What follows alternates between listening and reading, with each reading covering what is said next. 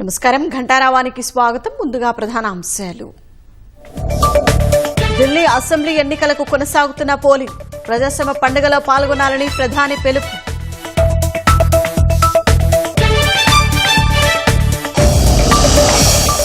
భవన నిర్మాణాలకు 24 గంటల్లోనే అనుమతులు. కార్యాలయాల చుట్టూ తిరిగే పని లేకుండా మార్గదర్శకాలు.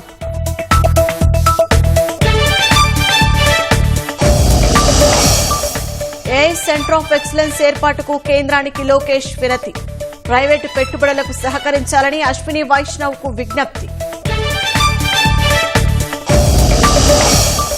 వైసీపీ హయాంలో మద్యం ముడుపుల వెనుక పెద్దరెడ్డి కుమారుడు 3,000 కోట్ల వరకు కొల్లగొట్టినట్లు సిఐడి విచారణలో గుర్తింపు. 17,940 మంది భారతీయులను తిప్పి పంపేందుకు ట్రంప్ ఉత్తర్వులు.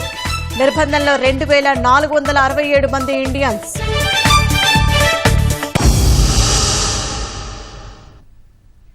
ఢిల్లీ అసెంబ్లీ ఎన్నికల పోలింగ్ కొనసాగుతోంది. పోలింగ్ కేంద్రాల వద్ద ఓటర్లు తమ ఓటు హక్కును సద్వినియోగం చేసుకుంటున్నారు.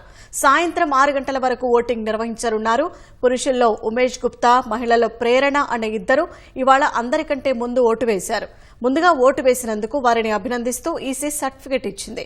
కె కామరాజ్ లైన్లో భారత సైన్యాధ్యక్షుడు జనరల్ ఉపేంద్ర ద్వివేది తమ సతీమణితో కలిసి ఓటు హక్కు వినియోగించుకున్నారు. అనంతరం పోలింగ్ బూత్లో సెల్ఫీ తీసుకున్నారు. మయూర్ విహార్ ఫేజ్ 1 పోలింగ్ బూత్లో బీజేపీ రాష్ట్ర అధ్యక్షుడు వీరేంద్ర సచ్దేవ దంపతులు ఓటు వేశారు. పోలింగ్ బూత్కు వెళ్లే ముందు విజయం తమనే వరించాలని వివిధ పార్టీల అభ్యర్థులు ఆలయాల్లో ప్రత్యేక పూజలు నిర్వహిస్తున్నారు.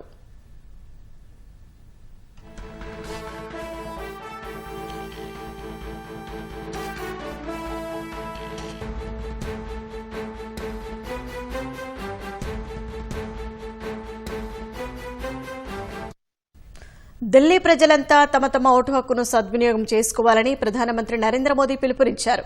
అందరూ ఈ ప్రజాస్వామ్య పండుగలో ఉత్సాహంగా పాల్గొనాలని సూచించారు. తొలిసారి ఓటు హక్కును వినియోగించుకుంటున్న యువతకు ప్రధాని శుభాకాంక్షలు తెలిపారు.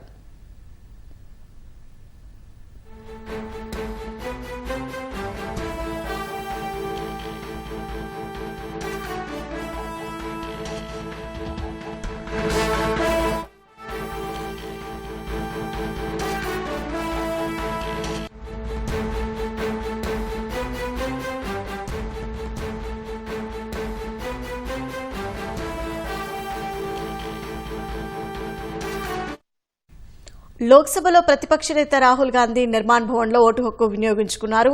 కేంద్ర మంత్రులు జైశంకర్, తుగ్లక్ క్రొసెంట్ కేంద్రంలో, హర్దీప్ సింగ్ పూరి శాంతినికేతన్ కేంద్రంలోని పోలింగ్ బూత్లలో లైన్లో నిలుచొని ఓటు వేశారు.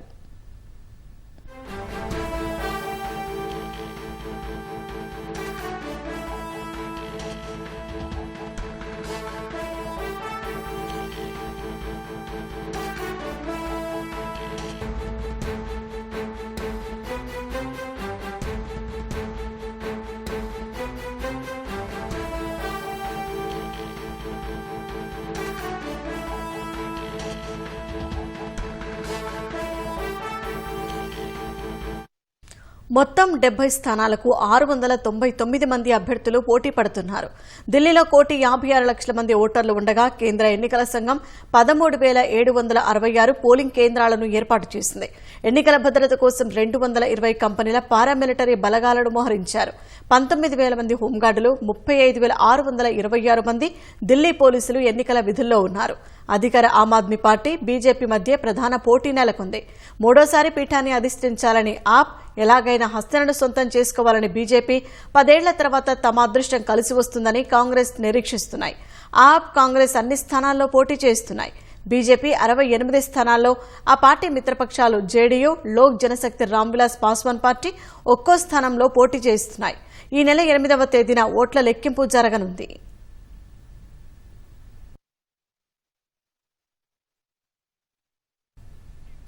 ఢిల్లీలో ఓటింగ్ సరళిపై మరింత సమాచారం మా ప్రతినిధి అరుణ్ ప్రత్యక్ష ప్రసారం ద్వారా అందిస్తారు.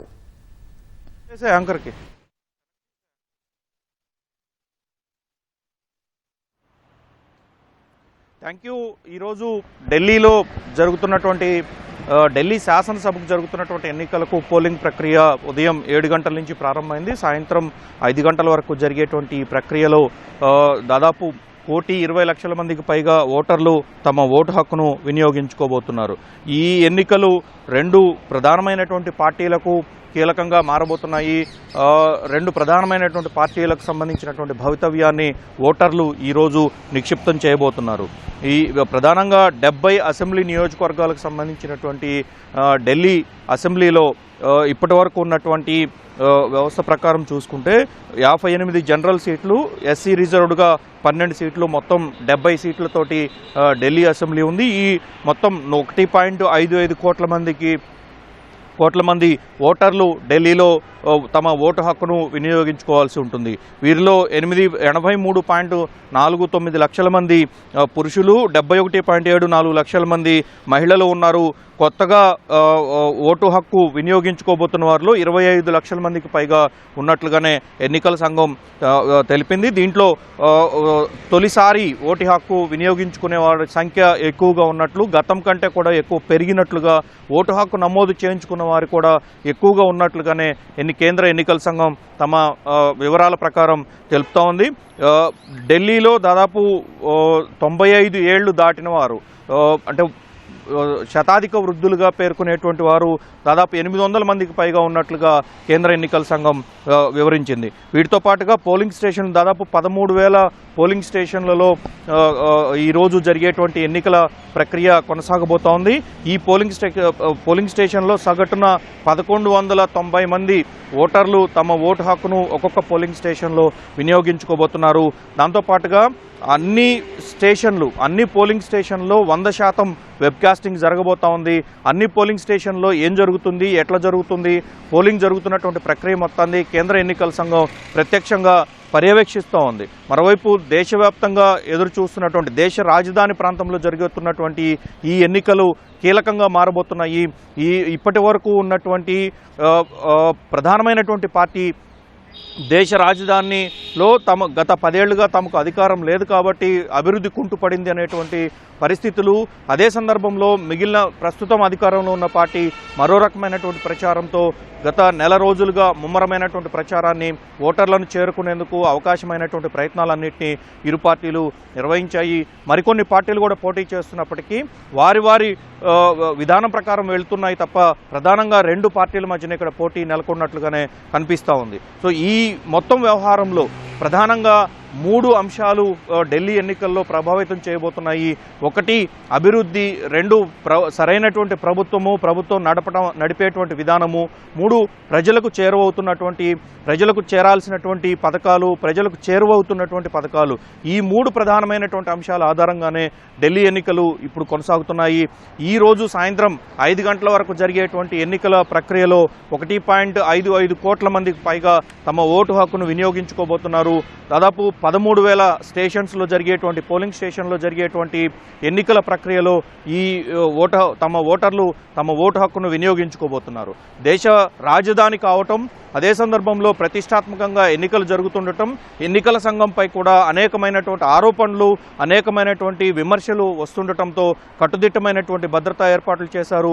ప్రతి పోలింగ్ స్టేషన్ వద్ద సాయుధ బలగాల ఏర్పాటుతో పాటుగా ఎక్కడ ఎలాంటి అవాంఛనీయ ఘటనలు జరగకుండా అన్ని రకాల భద్రతా ఏర్పాట్లు ముందుగానే చేపట్టారు. గత వారం రోజులుగా ప్రత్యేక స్క్వాడ్లు, ముఖ్యంగా భద్రతాపరమైనటువంటి అంశాలు ఎక్కడ తలెత్తకుండా ఉండటం కోసమన్నట్లుగానే భద్రతా బలగాలను వినియోగించుకోవడం జరిగింది. ఢిల్లీ పోలీస్తో పాటుగా పహారా కాసేటువంటి సిఆర్పిఎఫ్, సిఐఎస్ఎఫ్తో పాటు కొంత ఆర్మీకి సంబంధించినటువంటి సిబ్బందిని కూడా వినియోగించుకుంటున్నారు. ఈరోజు ఓటు హక్కు వినియోగించుకోవటం కోసమే కేవలం వాస్తవానికి దేశ రాజధాని ప్రాంతంలో ఈరోజు వర్కింగ్ డే అయినప్పటికీ ఎన్నికల్లో ప్రజలు విరివిగా పాల్గొనాలి, ఎన్నికల్లో ప్రతి ఒక్కరూ తమ ఓటు హక్కు వినియోగించుకోవాలి, ప్రముఖులు సహా ప్రతి ఒక్కరూ తమ ఓటు హక్కు వినియోగించుకోవాలనేటువంటి ఉద్దేశంతో ఈరోజు దేశ రాజధాని ప్రాంతంలో ఢిల్లీ ఎన్నికలు జరుగుతున్నటువంటి ప్రాంతం మొత్తం సెలవు దినంగా ప్రకటించారు. ప్రతి ఒక్కరూ ఓటు హక్కు వినియోగించుకోవాలని చెప్పి ప్రముఖులంతా కూడా ప్రతి ఒక్కరికి ఫోన్ చేసి తమ ఓటు హక్కు వినియోగించుకోవాలని చెప్పి చెప్తా ఉన్నారు. కేంద్ర ఎన్నికల సంఘం ప్రత్యేకంగా వాయిస్ ఓవర్ సిస్టమ్ ద్వారా సచిన్ టెండూల్కర్ సహా మిగిలినటువంటి అనేక మంది ప్రముఖులు ఎవరైతే ఉన్నారో, సెలబ్రిటీలు ఎవరైతే ఉన్నారో వారి వాయిస్ను రికార్డ్ చేసి ప్రతి ఒక్కరికి పంపించి ఒక సందేశాత్మకమైనటువంటి మెసేజ్లను కేంద్ర ఎన్నికల సంఘం కూడా ప్రత్యేకంగా చేపట్టింది. దేశవ్యాప్తంగా ఎదురు చూస్తున్నటువంటి ఢిల్లీ ఎన్నికల వ్యవహారంలో ఇంత జాగ్రత్తలు తీసుకున్నటువంటి కేంద్ర ఎన్నికల సంఘం అన్ని ఏర్పాట్లు సజావుగా చేశామని, ఎక్కడా ఎలాంటి ఇబ్బందులు తలెత్తకుండా, ఈవీఎంలు కూడా ఎలాంటి సాంకేతిక సమస్యలు రాకుండా చర్యలు చేపట్టినట్లుగానే వెల్లడించింది. దేశవ్యాప్తంగా ఎదురు చూసేటువంటి ఈ ఎన్నికల సంబంధించినటువంటి ఫలితాలు ఈ నెల 8వ తేదీన బయటికి వెలువడబోతున్నాయి. సో అప్పటి వరకు దేశం మొత్తం ఈ ఎన్నికలపైన ఎదురు చూస్తూ ఉంటుంది కాబట్టి అత్యంత కట్టుదిట్టంగా వ్యవహరించాలని, చాలా జాగ్రత్తగా ఉండాల్సిందని చెప్పి ఇప్పటికే అధికార వర్గాలకు ఎన్నికల సంఘం ఆదేశాలు జారీ చేసింది. అయితే ప్రస్తుతం జరుగుతున్నటువంటి ఈ ఎన్నికల్లో ఎక్కడ ఎలాంటి ప్రలోభాలకు గురి కాకుండా ఉండటం కోసం అన్నట్లుగానే గత 2 రోజులుగా పకడ్బందీగా ఏర్పాట్లు చేసినట్లుగా ఎన్నికల సంఘం అధికారులు వెల్లడిస్తూ ఉన్నారు. మరోవైపు ఓటు హక్కు వినియోగించుకునే వారి సంఖ్య కూడా గతం కంటే ఈసారి మరింత మెరుగుగా ఉంటుంది అని కూడా కేంద్ర ఎన్నికల సంఘం చెప్తా ఉంది. అందుకు అనుగుణంగానే తాము స్లమ్ ఏరియాస్లో కావచ్చు, మిగిలినటువంటి ప్రాంతాల్లో అన్ని చోట్ల కూడా ఇక్కడ ఉండేటువంటి ఎక్కువగా ఉద్యోగస్తులు వారంతా ఓటు హక్కు వినియోగించుకోవడానికి అంత సుముఖత చూపరు. కానీ ఆ పరిస్థితి లేకుండా ఈసారి వారందరినీ ఓటు హక్కు వినియోగించుకునే విధంగా ఉన్నత స్థాయి అధికారులు కూడా తమ ఓటు హక్కు వినియోగించుకునే విధంగా అన్ని రకాల చర్యలు తీసుకున్నట్లుగానే కేంద్ర ఎన్నికల సంఘం చెప్తా ఉంది. మొత్తం 70 అసెంబ్లీ స్థానాలకు జరిగేటువంటి ఎన్నికల్లో, ప్రతిష్టాత్మకంగా జరుగుతున్నటువంటి ఎన్నికల్లో అన్ని పార్టీలు తమ వంతుగా ఓటర్లకు అవకాశం ఉన్నంత మేరకు ఓటు హక్కు వినియోగించుకోలేరా ప్రతి ఒక్కరూ ప్రచారం చేసినప్పటికీ ఎంత శాతం మేర ఓటు హక్కు నమోదవుతుంది అనేది ఈరోజు సాయంత్రానికి కానీ వెలువడబోతోంది. Vote studio. భవన నిర్మాణ అనుమతుల కోసం ఇకపై కార్యాలయాల చుట్టూ తిరగాల్సిన పని లేదు. అధికారులు అకారణంగా కుర్రీలు పెట్టి ఇబ్బంది పెడతారన్న భయం అంతకంటే లేదు. దరఖాస్తు పోర్టల్లో అప్లోడ్ చేసిన గంటల వ్యవధిలోనే అనుమతులు పొంది పనులు ప్రారంభించవచ్చు. ఆక్యుపెన్సీ సర్టిఫికేట్ కూడా పొందవచ్చు. నిర్మాణ అనుమతులు సులభతరం చేస్తూ ప్రభుత్వం కొత్తగా తీసుకొచ్చిన స్వీయ ధృవీకరణ పథకం ప్రత్యేకతలివి. భవన నిర్మాణాలకు అనుమతుల్లో జాప్యాన్ని నిరోధిస్తూ ప్రభుత్వం కొత్తగా ప్రవేశపెట్టిన పథకం అమలుకు సంబంధించి పురపాలక, పట్టణాభివృద్ది శాఖ మంగళవారం మార్గదర్శకాలు జారీ చేసింది. 18 మీటర్ల కంటే తక్కువ ఎత్తులో గ్రౌండ్తో పాటు మరో 4 అంతస్తుల భవన నిర్మాణాలకు వాటి యజమానుల స్వీయ ధృవీకరణతో కార్పొరేషన్, మున్సిపాలిటీ, నగర పంచాయతీల నుంచి ఆన్లైన్లో అనుమతులు పొందొచ్చు. ఇందుకోసం సమీపంలోని లైసెన్స్డ్ టెక్నికల్ పర్సన్ ద్వారా దరఖాస్తులు, అనుబంధ పత్రాలతో పాటు వాటిని ధృవీకరిస్తున్నట్లుగా అంగీకార పత్రాన్ని ఆన్లైన్ భవన నిర్మాణ అనుమతి వ్యవస్థ పోర్టల్లో అప్లోడ్ చేయాలి. దరఖాస్తుతో పాటు అనుబంధ పత్రాల్ని పోర్టల్ ద్వారా పరిశీలించి అనుమతులు ఇచ్చేలా ప్రత్యేక సాఫ్ట్వేర్ ను రూపొందించారు. 24 గంటల్లోగా అనుమతులు వచ్చేలా ఏర్పాట్లు చేశారు. ఆ వెంటనే యజమానులు భవన నిర్మాణ పనులు ప్రారంభించొచ్చు.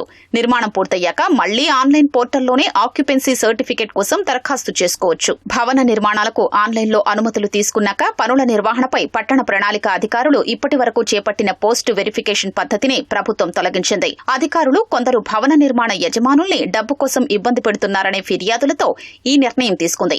ఆమోదిత లేఅవుట్లలోని ప్లాట్లలోనే నిర్మాణాలకు అనుమతులు తీసుకోవాలి. వాటిపై యాజమాన్య హక్కులు కలిగి ఉండాలి. సర్వే రిపోర్టు, స్థలం విలువ ఆధారిత సర్టిఫికేట్ తదితరాలు తప్పనిసరి. ఇందుకు విరుద్ధంగా ఎవరైనా వ్యవహరించినట్లు ఆకస్మిక తనిఖీల్లో వెల్లడైతే అనుమతులు రద్దు చేస్తారు. టెక్నికల్ పర్సన్ల పరంగా తప్పులు చేసినట్లు నిర్ధారణ అయితే అలాంటి వారి లైసెన్సులు 5 ఏళ్ల పాటు రద్దు చేస్తారు. తప్పు తీవ్రతను బట్టి చట్ట ప్రకారం చర్యలు తీసుకునే అవకాశం ఉంది. కొత్తగా ప్రవేశపెట్టిన స్వీయ ధృవీకరణ పథకంతో ఏటా 30,000 భవన నిర్మాణాలకు ఇక సులువుగా అనుమతులు లభించనున్నాయి. 123 పట్టణ స్థానిక సంస్థల్లో వివిధ నిర్మాణాలకు ఏటా 35,000కు పైగా దరఖాస్తులొస్తున్నాయి. వీటిలో 30,000 వరకు 18 మీటర్ల ఎత్తులోపు చేపట్టే G+4 భవనాలే ఉంటున్నాయని అధికారులు చెబుతున్నారు. కొత్త విధానం ఈ నెల 15 నుంచి అమల్లోకొచ్చే అవకాశం ఉందని తెలిపారు. బహుళ అంతస్తుల భవన నిర్మాణాలకు అనుమతుల విషయంలో ఇప్పటి వరకు అమల్లో ఉన్న నిబంధనలే వర్తిస్తాయి. రాష్ట్రాన్ని ఏఐ హబ్గా మార్చడంపై దృష్టి సారించిన ప్రభుత్వం అందుకు అనుగుణంగా అడుగులు వేస్తోంది. ఢిల్లీలో కేంద్ర మంత్రులను కలిసిన ఐటీ శాఖ మంత్రి Nara Lokesh AI center of excellence ను ఏపీలో ఏర్పాటు చేయాలని విజ్ఞప్తి చేశారు. త్వరలోనే విశాఖకు పరిశ్రమలు తరలి రానున్నాయన్న ఆయన వాట్సాప్ గవర్నెన్స్ లో డేటా చౌర్యం నిరూపిస్తే 10 కోట్లు బహుమతిగా ఇస్తామని ప్రకటించారు. నేడు కేంద్ర విద్యాశాఖ మంత్రి ధర్మేంద్ర ప్రధాన్, ఉక్కు శాఖ మంత్రి కుమారస్వామితో లోకేష్ భేటీ కానున్నారు. మంత్రి నారా లోకేష్ ఢిల్లీ పర్యటన కొనసాగుతోంది. కేంద్ర ఐటీ ఎలక్ట్రానిక్స్ శాఖ మంత్రి అశ్విని వైష్ణవ్ తో మంగళవారం భేటీ అయిన లోకేష్ బడ్జెట్ లో రాష్ట్రానికి చేసిన కేటాయింపులపై ధన్యవాదాలు తెలిపారు. అలాగే కేంద్ర బడ్జెట్ లో ప్రకటించిన AI center of excellence for education కేంద్రాన్ని ఏపీలో నెలకొల్పాలని మంత్రి లోకేష్ కోరారు. ఆర్టిఫిషియల్ ఇంటెలిజెన్స్ తో రాబోతున్న అవకాశాలను అందిపుచ్చుకోవడానికి ఏపీ సిద్ధంగా ఉందని, దీనికి కేంద్రం నుంచి సంపూర్ణ మద్దతు కావాలని కోరారు. విశాఖలో తాము ఏర్పాటు చేయనున్న డేటా సిటీకి సహకరించాలని విజ్ఞప్తి చేశారు. Centre of excellence for education Andhra రాష్ట్రానికి ఇస్తే బాగుంటుంది. ఎందుకంటే విద్యాశాఖలో టెక్నాలజీతో జోడించి అనేక రిఫార్మ్స్ తీసుకురావాలని మేము అడుగులేస్తున్నాం. క్లిక్కర్ టెక్నాలజీ కానివ్వండి, ఏఐ తీసుకొచ్చి ప్రిస్క్రిప్టివ్ హోంవర్క్ కానివ్వండి, ప్రతి విద్యార్థికి ఏఐ ట్యూటర్ ఇంటికి వెళ్ళిన అందించాలనేది ఎన్డీఏ ప్రభుత్వం లక్ష్యం. అది భారతదేశంలో ఇప్పటికీ ఏ రాష్ట్రంలో జరగలేదు. తొలి రాష్ట్రం ఆంధ్ర రాష్ట్రంగా ఉండాలనేది మా లక్ష్యం. దాంట్లో భాగంగా ఈ సెంటర్ ఆఫ్ ఎక్సలెన్స్ మాకు ఇవ్వాలని మేము గౌరవ మంత్రి గారిని కోరుతాం జరిగింది. దేశంలో సాంకేతిక రంగం పురుడు పోసుకుంటున్న సమయంలో ఆనాడు హైదరాబాద్లో చంద్రబాబు ఐటీని ప్రోత్సహించారని, ఇప్పుడు ఏఐ రూపంలో మరో అవకాశం వచ్చిందని లోకేష్ అన్నారు. ఇదే విషయం కేంద్ర మంత్రికి వివరించినట్టు తెలిపారు. ప్రత్యేక ఆర్థిక మండళ్లు, డేటా సిటీలపై అశ్విని వైష్ణవ్ తో చర్చించామన్నారు. ఏపీ అన్ని రంగాల్లో ముందుండాలన్నదే చంద్రబాబు ఆశయమన్న లోకేష్ దీనికి కేంద్రం సహకారం కోరామన్నారు. కేంద్ర మంత్రి తమకు హామీ ఇచ్చినట్టు వెల్లడించారు. ఐటీ ఎలక్ట్రానిక్స్ రంగాల్లో ప్రైవేట్ పెట్టుబడులు ఏపీకి తీసుకురావడానికి కల్పించాల్సిన వాతావరణంపైన కేంద్ర మంత్రితో చర్చించినట్టు తెలిపారు. డేటా సిటీల కోసం ప్రపంచవ్యాప్తంగా $300 బిలియన్ పెట్టుబడులు పెడుతున్నారని, అందులో $100 బిలియన్ భారత్కు వచ్చే వీలుందని లోకేష్ వెల్లడించారు. అందులో మెజారిటీ వాటా ఏపీకి రావాలన్నదే తమ ఆకాంక్ష అని ఆశాభావం వ్యక్తం చేశారు. ఓర్వకల్లు, కొప్పర్తి నోడ్లు, ENC 1-2-3ల్లో పారిశ్రామిక వాతావరణాన్ని అభివృద్ధి చేయడంపైన చర్చించామన్నారు. తన అమెరికా పర్యటనలో ఎదురైన అనుభవాలను సైతం వారికి వివరించినట్టు చెప్పారు. త్వరలోనే అశ్విని వైష్ణవ్ ఏపీలో పర్యటించి విశాఖ, తిరుపతిల్లో తెలుగుదేశం హయాంలో చేపట్టిన పనులు పరిశీలించనున్నారని లోకేష్ వెల్లడించారు.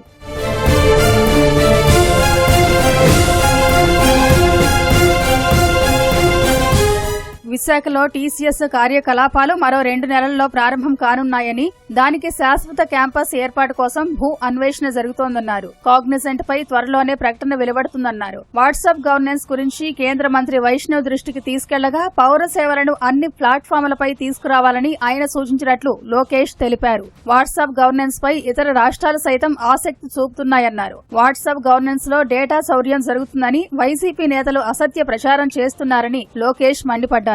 గతంలోనూ టీడీపీ డేటా శౌర్యం చేసిందంటూ అబద్దపు ప్రచారం చేసిన జగన్ 5 ఏళ్లు అధికారంలో ఉండి కూడా నిరూపించలేకపోయారన్నారు. చెయ్యని తప్పులకే దొంగ కేసులు పెట్టి చంద్రబాబును జైలు పాలు చేసిన వైసీపీ నిజంగా తాను అప్పుడు తప్పు చేసి ఉంటే వదిలిపెట్టేవారా అని ప్రశ్నించారు. కేంద్ర ప్రభుత్వం డిజి లాకర్ అని పెట్టి, డిజి లాకర్ కి అన్ని సర్టిఫికేట్స్ మీరు అప్లోడ్ చేస్తే బాగుంటుందని మంత్రి గారు సూచించారు. మేము ఇమ్మీడియట్ గా అక్కడ ఒప్పుకున్నాను. త్వరలో MOU కూడా చేస్తాం. We will be the first state to pump all certificates, citizen certificates to DigiLocker also. వైకాపా నాయకులు నేను ఛాలెంజ్ చేస్తున్నాను. ఎక్కడ కానీ డేటా థెఫ్ట్ అని నిరూపిస్తే నేనే స్వయంగా వాళ్ళకి 10 కోట్ల రూపాయలు నేను కానుకని ఇస్తా. ప్రభుత్వం కాదు, స్వయంగా నేనే చెక్ ఇస్తా. జగన్మోహన్ రెడ్డి గారు ఫోనే లేదు కదండి, ఆయన చెప్పాడు కదా అందరు ఫోన్ లేదని. మళ్ళీ వాట్సాప్ గురించి ఆయన మాట్లాడట్లా. సో ఫోనే లేనాడు పాపం వాట్సాప్ గురించి ఏం తెలుస్తుంది? వదిలేసేయండి సార్ ఆయన. ఎందుకు మళ్ళీ డేటా థెఫ్ట్ గా అన్నారు. నేను ఐటీ శాఖ మంత్రిగా చేస్తుంటే నిరూపించి ఉండాలి కదా. ప్రజల డేటా నాకెందుకు అవసరం? మాకు కావాల్సింది ఓటర్ లిస్టు, అది పబ్లిక్ డాక్యుమెంట్.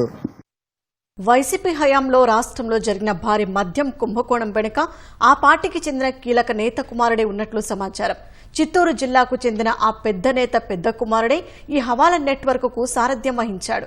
బినామీని ముందు పెట్టి ఒక్కో మద్యం కేసుపై 150 నుంచి 450 రూపాయల వరకు వసూళ్లు చేసినట్లు తెలిసింది. ఈ మొత్తం సొమ్మును బిగ్ బాస్ కు చేర్చడంలోనూ ఆ పెద్ద కుమారుడే కీలకంగా వ్యవహరించాడు. మొత్తం 3000 కోట్లకు పైగా సొమ్ము వసూలు చేసినట్లు సమాచారం. జగన్ హయాంలో జరిగిన మద్యం కుంభకోణంలో ఓ పెద్దరెడ్డి కుమారుడిదే కీలక పాత్ర అని సిఐడి దర్యాప్తులో తేలింది. వైసీపీ ప్రభుత్వంలోనూ పార్టీలోనూ నెంబర్ 2గా చెలామణి అయిన ఆ పెద్దరెడ్డి కుమారుడే మద్యం సరఫరా సంస్థలతో సంప్రదింపులు జరపడం, ముడుపులు ఇచ్చిన సంస్థలకే ఆర్డర్లు ఇవ్వడం వంటివి చక్కబెట్టినట్లు తెలిసింది. మద్యం కంపెనీల నుంచి వసూళ్లు చేసిన ముడుపులు సైతం బిగ్ బాస్ కు చేర్చడంలో ఆయనే కీలకంగా వ్యవహరించినట్లు తేలింది. వైసీపీ హయాంలో ఐటీ శాఖ సలహాదారుగా పనిచేసిన కసిరెడ్డి రాజశేఖర్ రెడ్డిని ముందు పెట్టి భారీ హవాలా నెట్వర్క్ రూపొందించినట్లు దర్యాప్తు అధికారులు ఆధారాలు సేకరించారు. ఒక్కో మద్యం కేసుపై 150 నుంచి 450 రూపాయల వరకు వసూలు చేసినట్లు సమాచారం. నెలకు 60 కోట్ల చొప్పున మొత్తం 4 ఏళ్ల 2 నెలల్లో 3000 కోట్లు కొల్లగొట్టారు. ఈ వసూళ్ల నెట్వర్క్ రూపకల్పన, అమలు వెనక మాస్టర్ మైండ్ అంతా పెద్దరెడ్డి తనయుడిదేనని, ఈ కుంభకోణంలో బిగ్ బాస్ తరువాత కీలక వ్యక్తి ఆయనేనని తేల్చారు.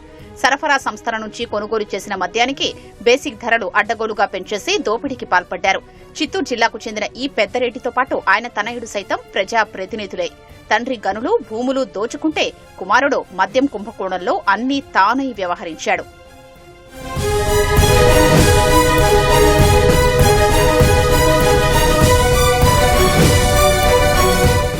మద్యం సరఫరా సంస్థల నుంచి ముడుపులు వసూళ్లు చేయడమే కాక డిస్టిలరీల్లో పాగా వేసి తాము చెప్పిన బ్రాండ్ల మద్యం తయారు చేయించి వాటికి అత్యధికంగా సరఫరా ఆర్డర్లు ఇప్పించుకున్నారు. వైసీపీ అధికారం చేపట్టిన వెంటనే రాష్ట్రంలోనే అతిపెద్ద డిస్టిలరీల్లో ఒకటైన నంద్యాలలోని ఎస్పీవై ఆగ్రో ఇండస్ట్రీస్ తో పాటు మరో డిస్టిలరీని అనధికారికంగా గుప్పిట్లోకి తీసుకుని అక్కడ పెద్ద ఎత్తున జే బ్రాండ్ల మద్యం తయారు చేయించారు. వీటికి 2701 కోట్ల విలువైన మద్యం సరఫరా ఆర్డర్లు కట్టబెట్టారు. ఏపీఎస్ బీసీఎల్ వద్ద మొత్తం 235 మద్యం సరఫరా సంస్థలు నమోదైతే కేవలం 7 సంస్థలకే 60% విలువైన 9221 కోట్ల విలువైన మద్యం ఆర్డర్లు ఇచ్చారు. ఇవన్నీ అప్పటి ప్రభుత్వ పెద్దలకు అస్మదీయులవేనని దర్యాప్తులో తేలింది. అదాన్ డిస్టిలరీ సంస్థ విజయసాయిరెడ్డి అల్లుడు రోహిత్ రెడ్డి బినామీ సంస్థేనన్న ఆరోపణలు ఉన్నాయి. దీనికి సొంతంగా ఒక్క డిస్టిలరీ లేదు. అయినప్పటికీ Visakha distilleries private limited, PMK distillation private limited, SPY agro industries లను సబ్లీజు పేరిట ఆధీనంలోకి తీసుకుని అక్కడ ఉత్పత్తి చేసిన బ్రాండ్లను ఈ సంస్థ సరఫరా చేసినట్లు సీఐడీ గుర్తించింది.